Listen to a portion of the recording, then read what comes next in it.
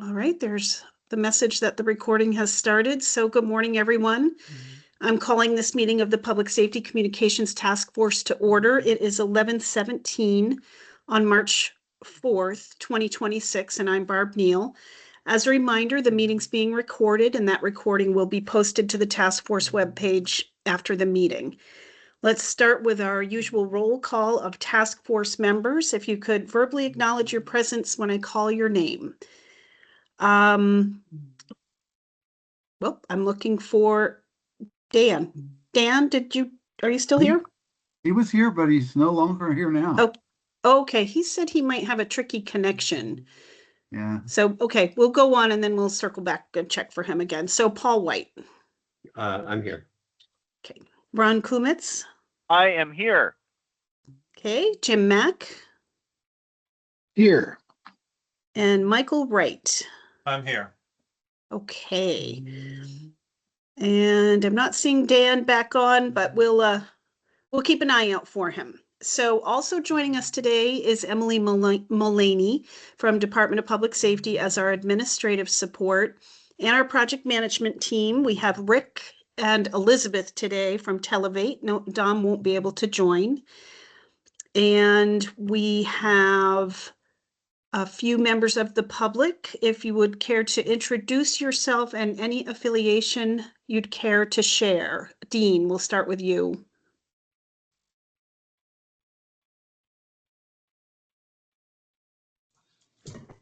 Can you hear me? Yes. Yes, sir. Okay. I'm Dean Gilmore. I'm representing the Vermont State Firefighters Association. Okay, thanks for being here. Matthew, how about you? Sure. Matt Gianquinto with EF Johnson, land mobile radio vendor, interested in the work of the task force generally, coming to you from sunny southern New England down in Simsbury, Connecticut today. Okay. All right. Well, welcome. And Liam, apologies. I didn't know you were with Mission Critical. That I don't know if we've met, and that just slipped my mind, but typically I would introduce you earlier in the call. But at any rate, Liam, please go ahead. No, I'm actually from Eastern Communications, a mission critical communications system integrator. We've done a bunch of work in Vermont and just found out about this and interested in it as well. Okay. All right. I misread your background then. Sorry about that. I guess I'm pretty confused on you overall. But anyway, welcome. We're glad you're here. And let's see, did I miss anyone? Looks like we got everyone. So, yeah, okay. Matthew. No, I got Matthew. He just, yeah. All right, my bad. We're good. Okay. Let's move on then to approval of the agenda. So the agenda was distributed to task force members by email. It's also available on our website. Are there any changes needed to the agenda today? Okay, and we'll consider the agenda approved then and move on to approval of the minutes. So these would be the minutes from the last regular meeting on February 18th. That's regular meeting number 73. Any changes needed, or is there a motion to approve them? Motion to approve as written. I will second that. Thank you, Jim and Ron. Any discussion? Okay, all in favor of approving the minutes from February 18th, raise your hand or signify by saying aye. Aye. Hands are up. The ayes are in. The minutes are approved. So we will move on to project updates. And Rick, I'll hand it over to you for the updates from Televate. Thank you, Barb. Good morning, everyone. Appreciate the opportunity to share the status that over the past couple of weeks. So first and foremost, Televate was able to facilitate a presentation and discussion with the Addison County Fire Chiefs that was organized by Dean Gilmore and Ron Kumitz, and I'm sure they're going to share some additional insight into that discussion. But we provided an overview of the regional and statewide VHF LMR radio network concept. We were able to obtain some really important additional insight from that group. And we went around the room. Every fire chief provided after we gave a presentation discussion. Every one of the fire chiefs had a comment, and their opinions and recommendations, suggestions, and perceptions were documented. I'll let Ron and Dean speak for themselves, of course, but I really got a good feeling from the fire chiefs. They support a regional radio concept, statewide concept. There was it's near unanimous, if not unanimous, support for the concept, and they are looking forward for further information, participation in the event that we decide to go with a pilot. They expressed interest in participating. And, we went over the pros and cons and how it would be structured and how neighboring simulcast cells would be leverage one another to reduce the number of given radio assets in any given county. And of course, a trunk simulcast, a conventional simulcast network is part of the discussion. And they generally understand the benefits of such a radio network, and we're supportive. I don't want to bias what Ron and Dean said, but that discussion to me was really valuable to our overall project, and gives us a good leeway in the event that we do receive support from the legislature. That was a really good segue into how we could conduct outreach and gain support and ideas on how to best move forward on the concept of the regional statewide radio network for fire and EMS. Okay. Why don't we pause here if that's all right, Rick, and we'll go back to you for more update. Ron, what are your thoughts on this meeting with Addison County? What are your thoughts or your perspective? I attended the meeting and I viewed my role as sort of a facilitator to muddle through the technical concepts and because I understand what they're already doing down there, to sort of compare and contrast their existing situation with the the system that was being used as an example by Dom and Rick. And, there's some very basic issues. The reality is that what they have down there is sort of an ad hoc manual voting system where if you know which repeater you should be using on the same frequency, you can do what you need to do. But it's cumbersome, and integrating the existing frequency that they're using into a simulcast voting network is much more elegant, much easier to use, much safer, and just all around, let's just say, good. There are some clear sensitivities. Everyone is sensitive to the idea that they might be forced onto a P25 system where the cost of ownership is extremely high. They can't afford that. Even if you bought them all the equipment they needed on a grant, the continuing cost of repairing, maintaining, replacing those subscriber units is well out of their normal budgets. And that leads into that I think, and Dean and Dom can, Dean and Rick can tell me what their views are, but I detected that the only major reservation that they had beyond that was they would like to know, what it's really going to cost them to be part of a system like this. It's great. They're all sold on the concept from a technical perspective and stuff, but they worry that it may be like that car that you would love to have but can't afford. So that was my takeaway. Great, thank you, Ron. Dean, do you have anything to add at this point? I do. I think that Rick and Dom did an excellent job. Of the 17 departments we have here in the county association, there was 4 that were not present. They have been contacted and had discussions with. They're all on board with it. So the 17 departments that share the frequencies we do are all for it. Their biggest concern, like Ron says, is cost, because they don't. And I've explained to them that part of this task force is looking for sustainability, which means somebody paying for this system. That they just feel like there's a possibility that this system will get built and then dumped on them at whatever cost it is for maintenance and whatever, which I understand that, because they pay enough for dispatching now, and it just adds to their budgets.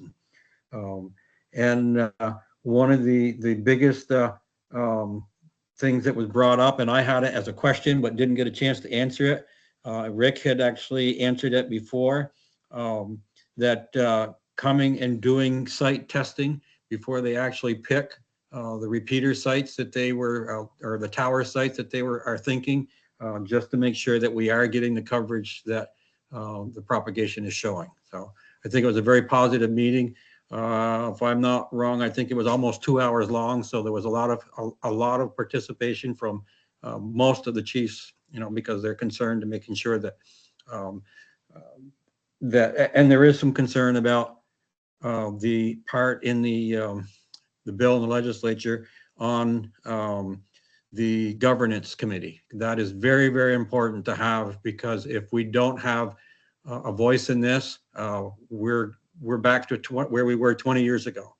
And a perfect example is the changing from the CAD system without our input whatsoever, which ended up with a CAD system that the state police or law enforcement are the only ones able to use. It does not work for fire, does not work for EMS. So they're very supportive of hoping to have that governance committee and moving forward with it. So they're all on board with moving this forward. Great. We appreciate that feedback and the feedback from all of those stakeholders in Addison County. And you brought up several issues that I think we don't have, answers on for you right now, but it's good to have them on the table. And we'll talk a little bit more about where things stand in the legislature a little bit later on. But I'm glad to hear it was a positive meeting and there was that much interest in the whole idea.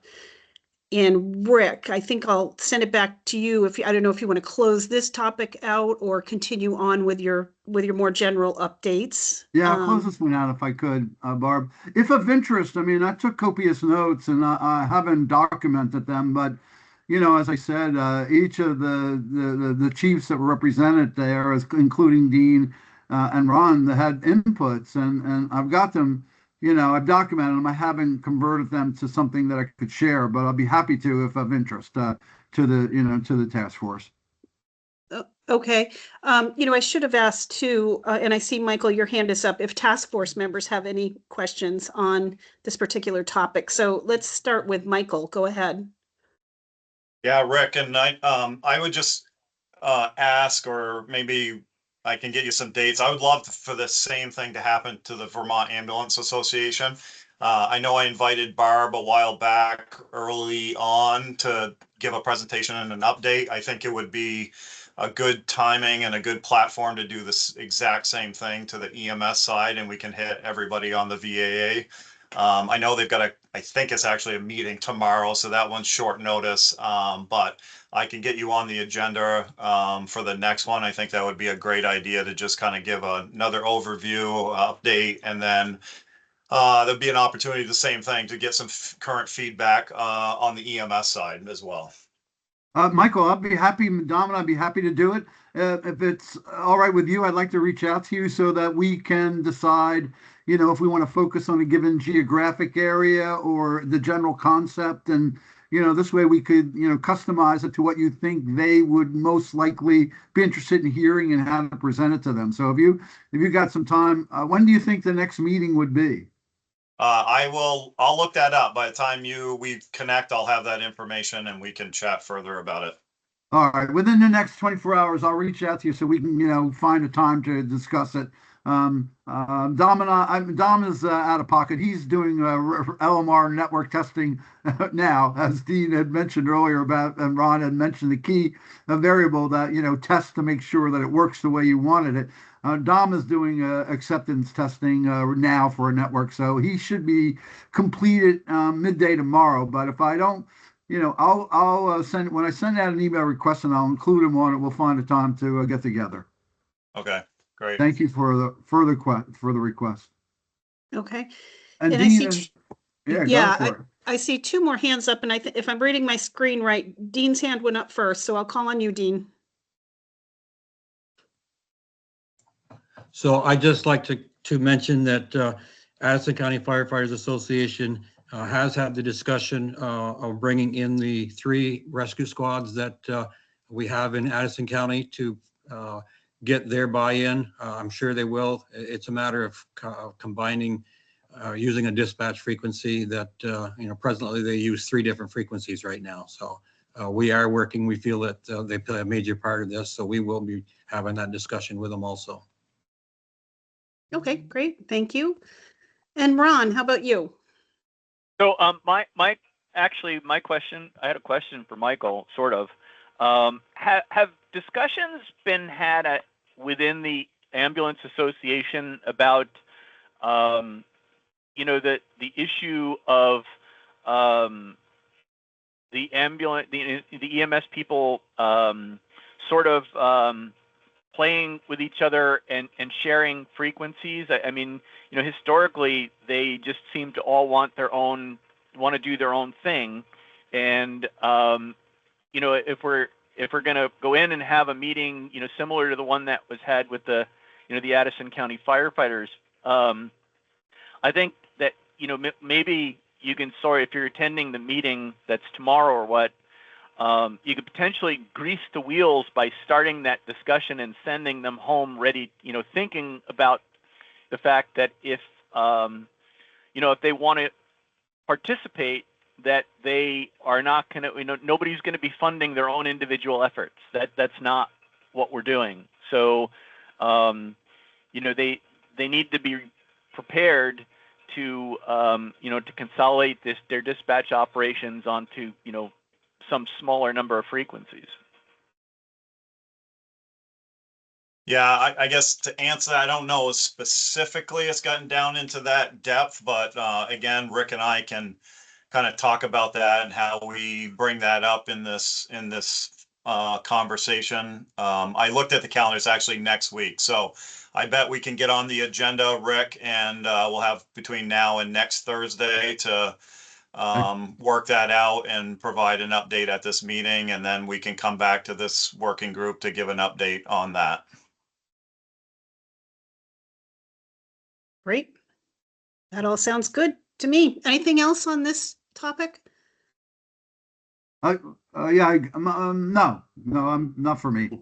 Okay. I know that Ron had his hand up twice, and I thought maybe he stop. had 2 items. There he goes. Well, yeah, that's it. no, actually, I clicked, but now that we talked about this, I would say that one of the things that Rick and Dom could potentially do to help facilitate the conversation going forward in Addison County is to do the same map of the existing coverage of the 3 EMS repeaters, and then so that could be contrasted to what they would have if they bought into a single frequency simulcast voting system for EMS that shared the same sites as the fire people.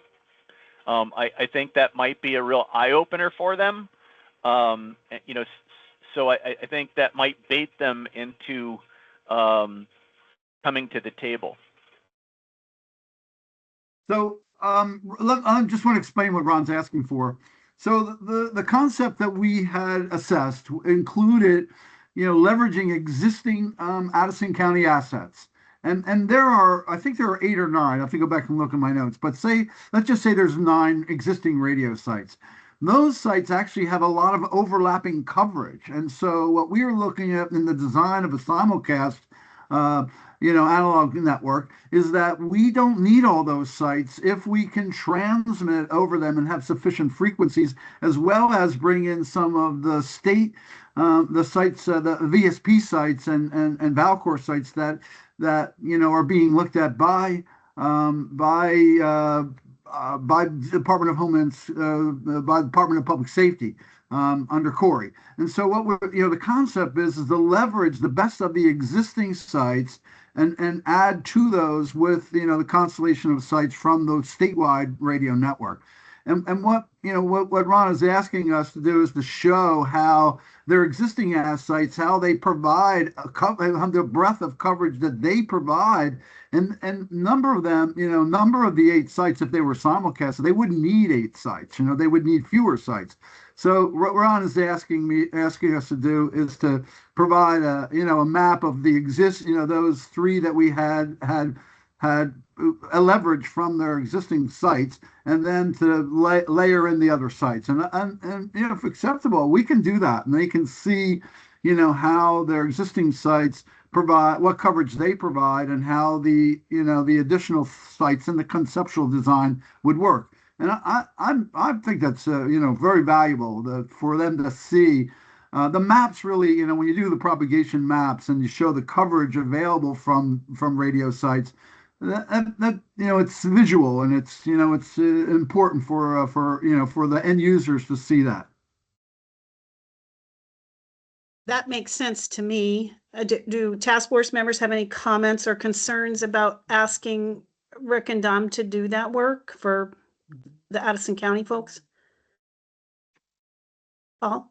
I don't have concerns about asking them to do the work, but something I heard sort of clicked in my head. I thought I heard something about, if I heard Ron right, talking about there being a fire channel, a simulcast fire channel and an EMS channel. And I thought we were talking about just a single UHF channel being simulcast on those sites.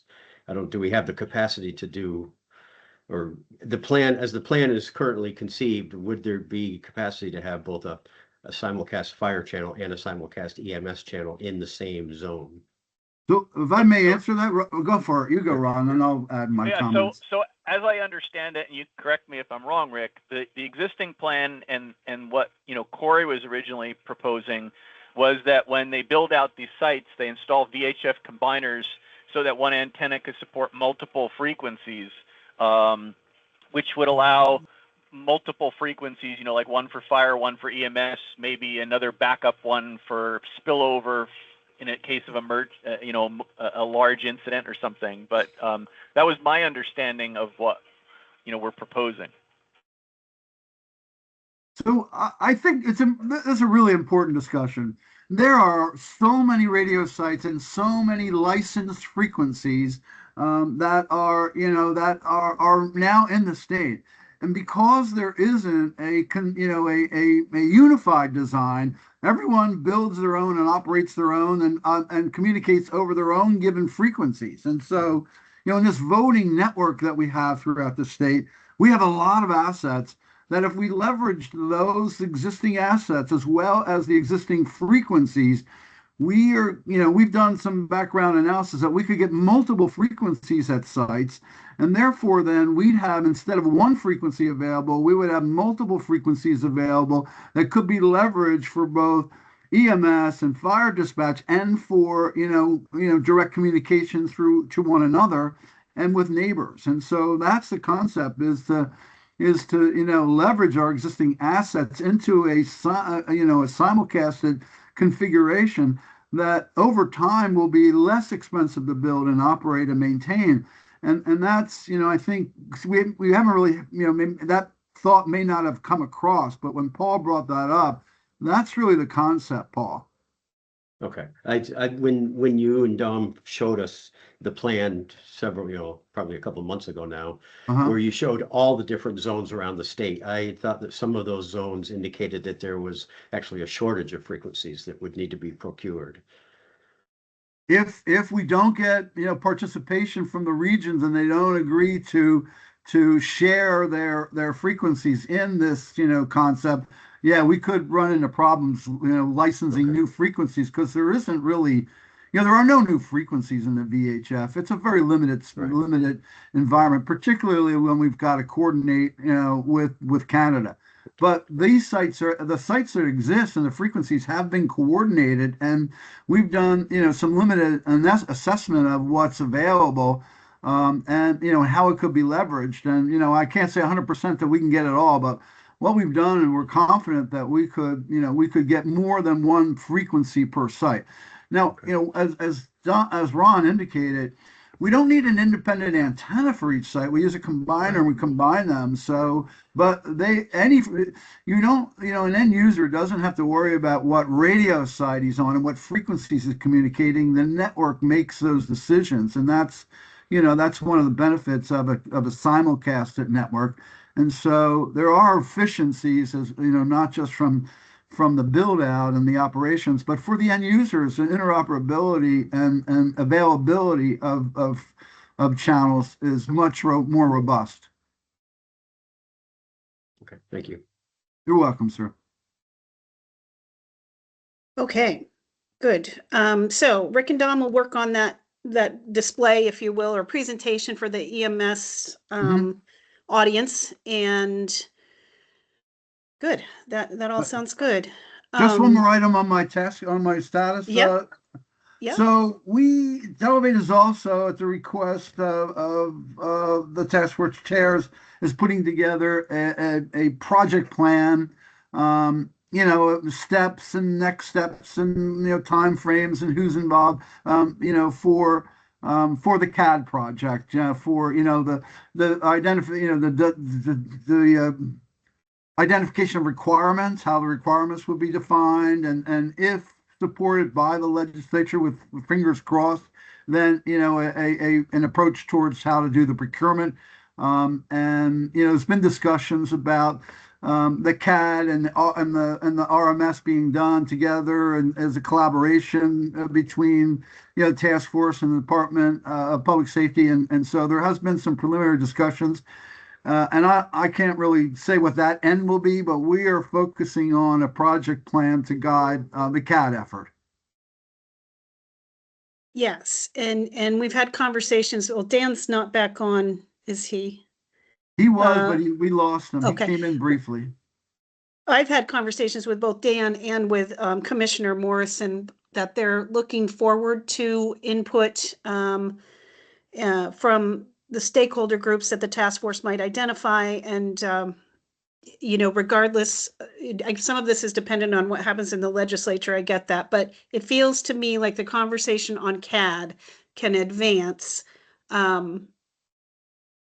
regardless of what happens elsewhere, I guess is the best way to say that. So, Dom, I'm sorry, Rick,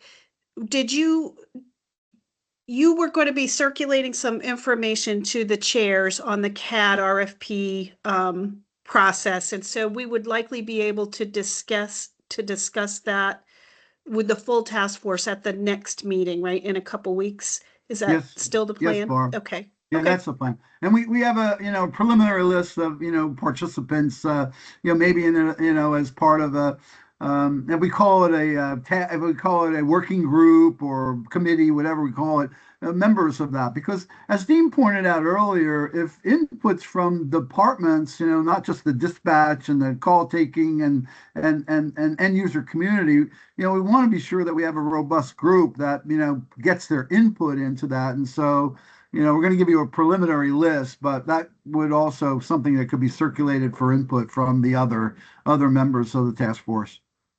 Great. Okay. Great. Anything else for Televate updates? I'll have legislative updates in a minute, but anything else on these topics? Okay.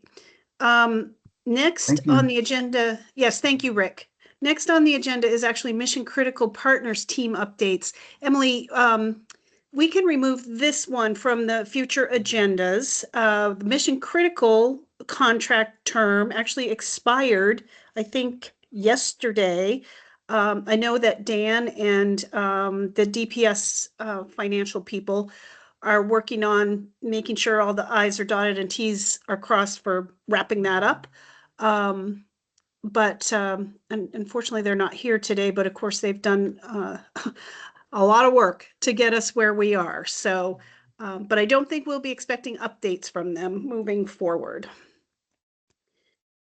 Next on the agenda rather is legislative updates. So I just wanted to give everyone sort of a recap of what's happened since our last meeting. So as you recall, we developed a response essentially to Commissioner Morrison's concerns about the governance model. We also hammered through some suggested edits to the draft legislation that we had been given at that point. And that was all sent to House GovOps.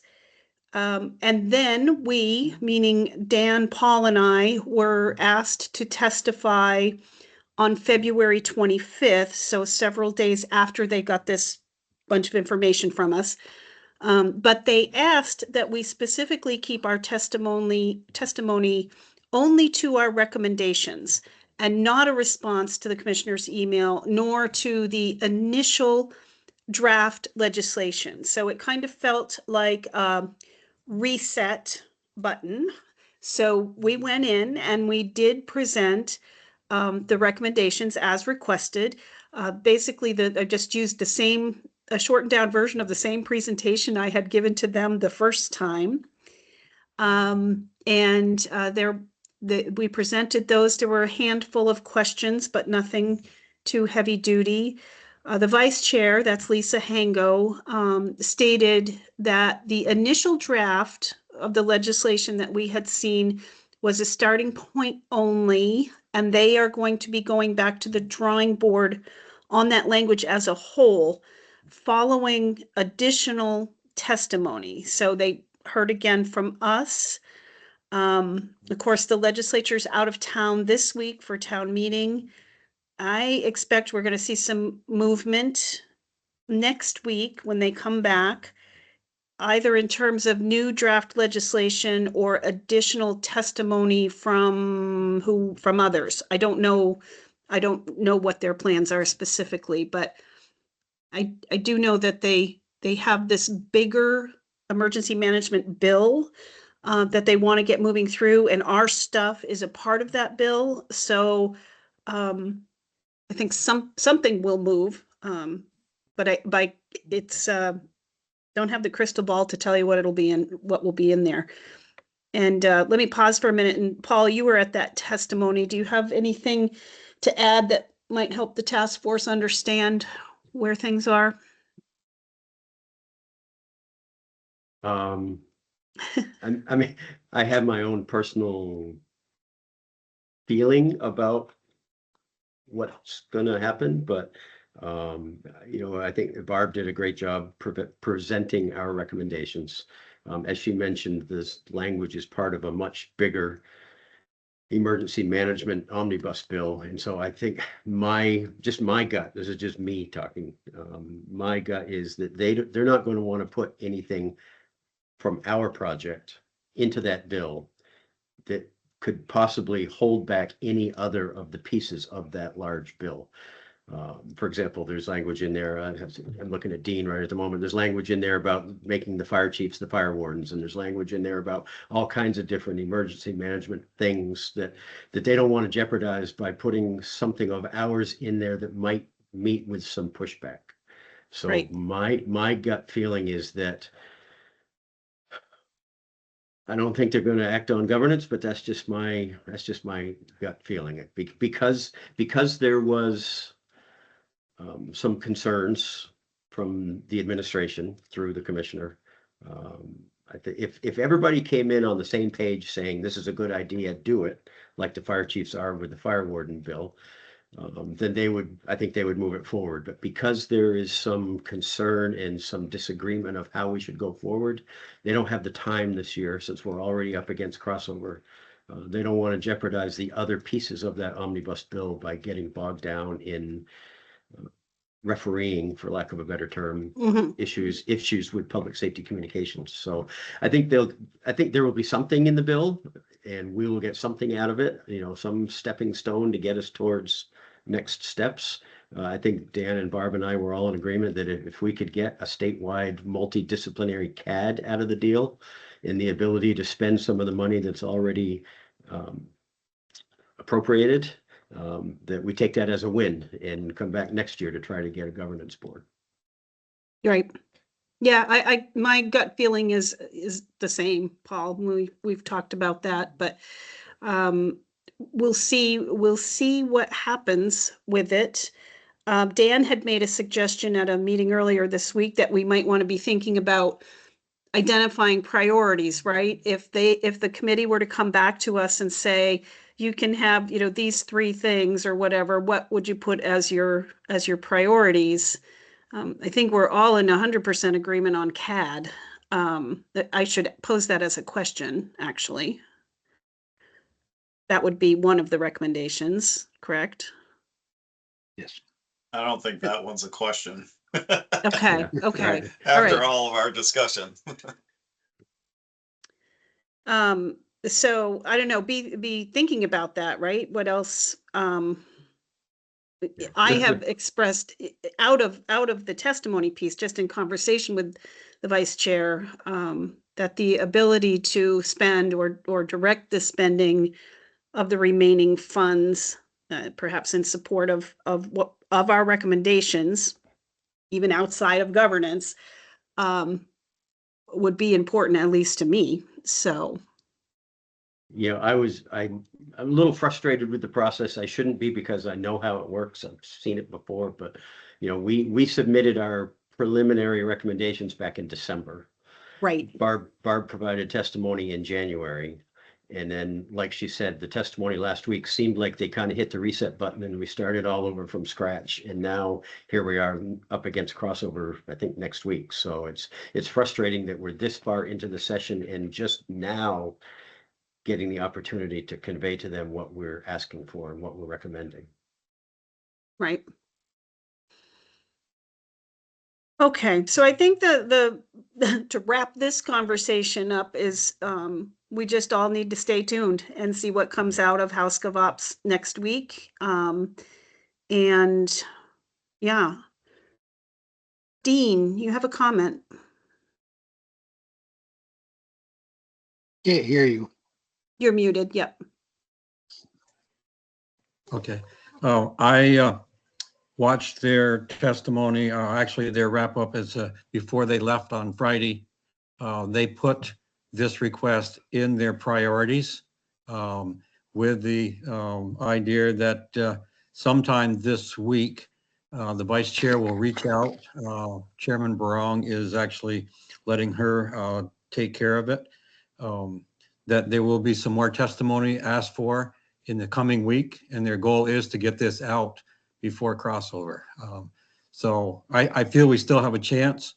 It's just going to depend on who they want testimony from. I did have the chance to express my concern about lack of being able to voice our opinion if this doesn't have the governance committee, and gave both the chair and the vice chair some examples of what we've dealt with in the past 20, 25 years. And so I wouldn't give up the ship yet. And I'm waiting to hear back from Chairman Barong to have another discussion with him before he goes back to the State House. He lives in Virginia, so he's easy to get to. But even if we have to go get Jim back to tone us out for a call at his house. I can do that. Yeah, they are. I guess the governance thing probably is the only thing that's holding things up. And I think that we need to voice our opinions because we know what happens when we don't have a say. And I gave them the example of the CAD system when that changed. The millions of dollars that we as a fire service gave up for in Homeland Security money for the statewide radio system that never came to fruition. They spent thousands of dollars on it, and it's never been the lifeline. We've never been able to use it. It's not something that we knew was going to happen. We depended on Department of Public Safety, but the Harris communication system that they decided to go with and leave all of the local vendors out of the picture. Just been a disaster for public safety, their communication system for years now. And so if they don't have this governance committee so that we have a voice, it's going to be tough to sell things to the emergency services that really need it, because they've just been crapped on for so long. And so I think we just need to keep our heads up and believe that they understand where we're coming from and they'll make the right decision. It is only a week after they get back, but it is a priority in that bill that they are putting forward. So but I've been a lot of hours watching what's going on. So thank you. Great. Thank you, Dean. Paul, you had something? Yeah, I was just going to say that voices like Dean's are what they need to hear, because I know, I won't throw out any names, but I know that at least one municipal official from Chittenden County had spoken up urging against a governance board and wanting to see the governance of this system just be somehow embedded within the Department of Public Safety as part of the state agency. And I don't know if the legislature appreciates how doing that would erode the buy-in from the stakeholder community outside of Chittenden County. Right. Right. And that can be a difficult message to deliver to the legislature, like being that I'm also in state government, right? It's tricky. And so the voices from those that are really being impacted on the ground are really what matters at this point. So Ron, how about you?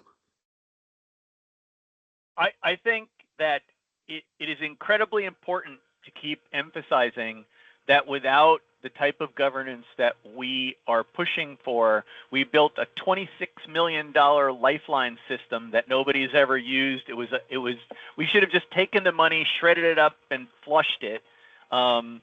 It was just a ridiculous undertaking, and it was all because it was driven outside of without enough input from the people who were allegedly going to benefit by it. The second part with regard to the governance is that I think we need to look at putting governance together at the typical state agencies that get added to these things.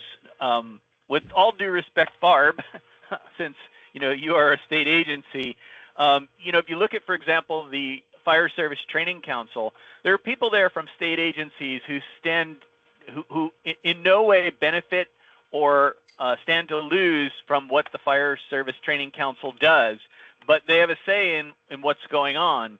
And I think if you want to give some of the agencies an advisory capacity, that there needs to be an advisor from whatever particular agency, ADS or whatever, that's great.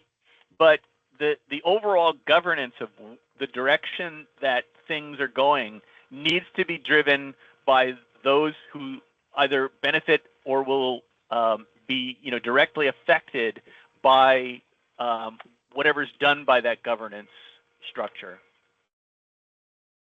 That makes a lot of sense. A lot of sense to me. So maybe there's room for discussion. Even keep in mind this will likely come out of the House, I think next week, towards the end of next week, and then it will go over on the Senate side, right? There's still room for discussion and time for discussion there. So yeah, all really good input.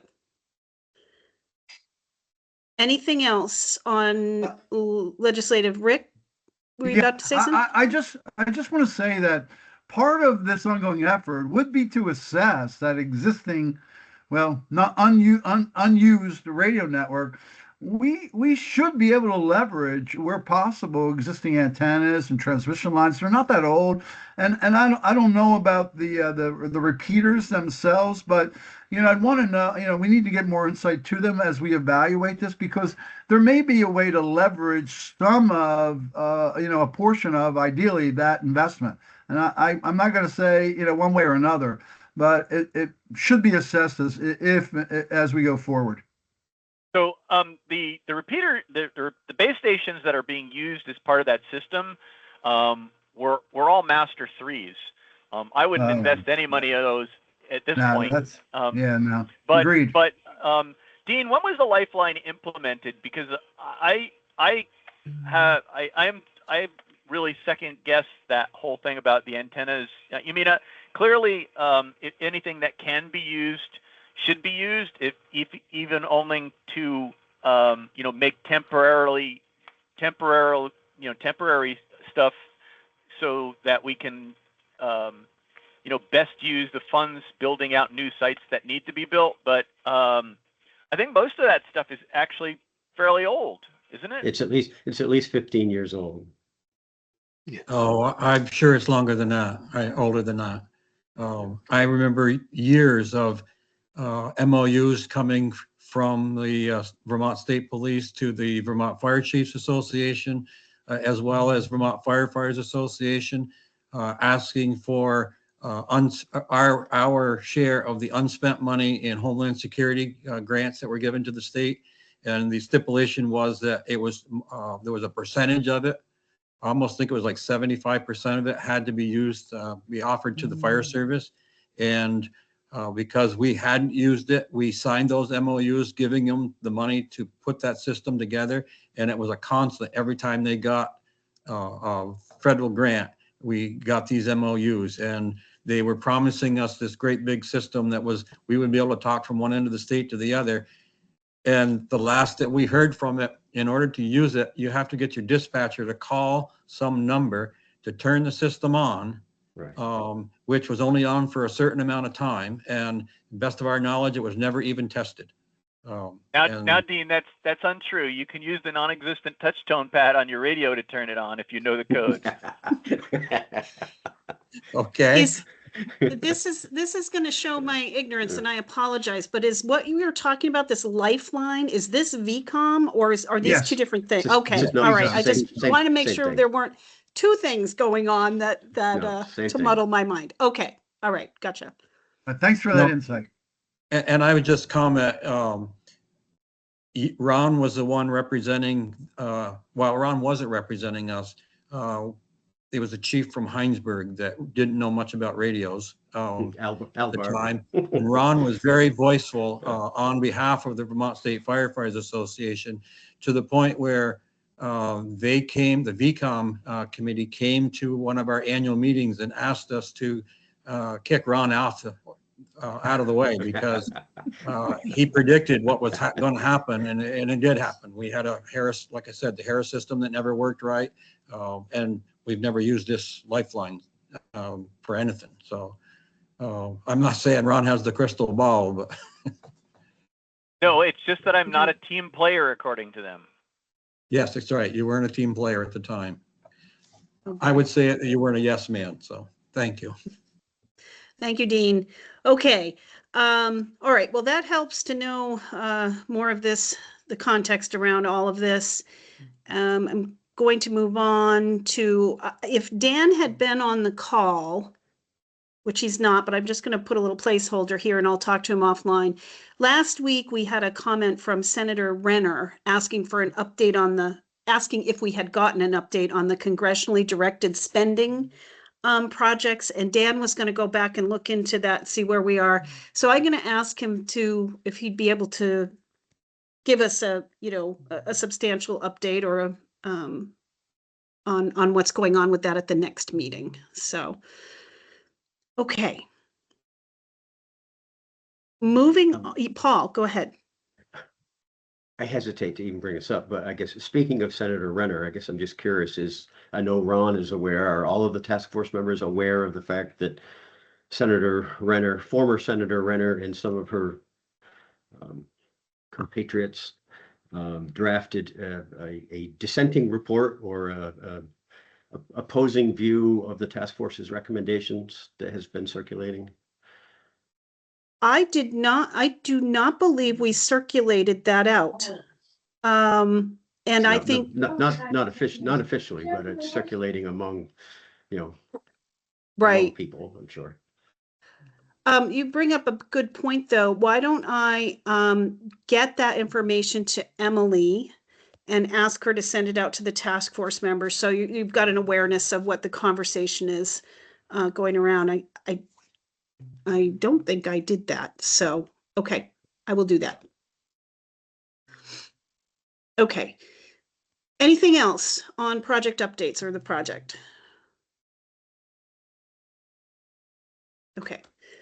We will then move on to public comment. And I'm going to call on everyone and see if there's anything to add today. And Liam, since I messed up your introduction so badly, I'm going to let you go first. Do you have anything you'd like to add for today? No, no comment. Thank you for making this publicly available. Great, thank you. Matthew, how about you? No, but thank you for the opportunity. Okay, great. Kim Cheney, any comments for us today?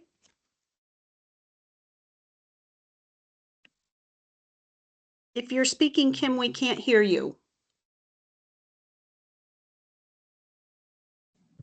It doesn't look to be muted, though. No, he may have stepped away. Okay.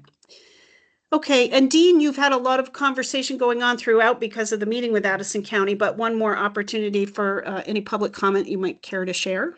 I would just like to say thank you for allowing me to participate. And again, Addison County is 100% on board of working with this group to make things move forward. We've waited a long time for it. We've had many discussions on the countywide for several years. And again, I thank you for allowing me to participate. So. Great. Well, thanks for being here. Kim, you're back. You might have been away from your desk when I asked if you had any public comment. I had an interruption in the broadcast. Okay. Can I get a report of, I'm calling it the Renner report. Maybe there's some other name to it that you just discussed. The dissenting opinion. Yes, I will. Since I'm when going to you send circulate it that to the out. task force, we'll circulate it out to you as well. Okay, watching legislation made is like watching sausage made, but it's quite a show. Good luck. Thank you. All right. Thanks for being here, Kim. Okay, Oh. well, keep it up. Okay. All right. Okay, moving on to new business. Any new business for today? Excellent. Confirming the next meeting date. So we are on the books for Wednesday, March 18th, 2 weeks out.